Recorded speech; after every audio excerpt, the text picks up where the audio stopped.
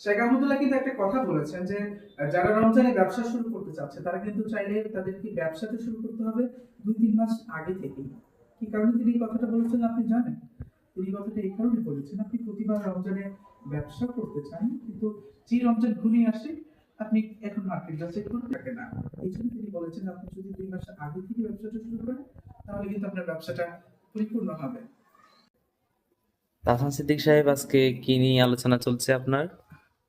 আসলে আজকে একটা সুন্দর টপিক নিয়ে আলোচনা করেছি যে বর্তমানে বাংলাদেশের যে পরিস্থিতি, বেকারত্বের হার এত বেশি বেড়েছে যে মানুষ প্রচুর মিছিল মিটিং এ যোগ দেওয়া ছাড়া তাদের আর কোনো কাজ নেই।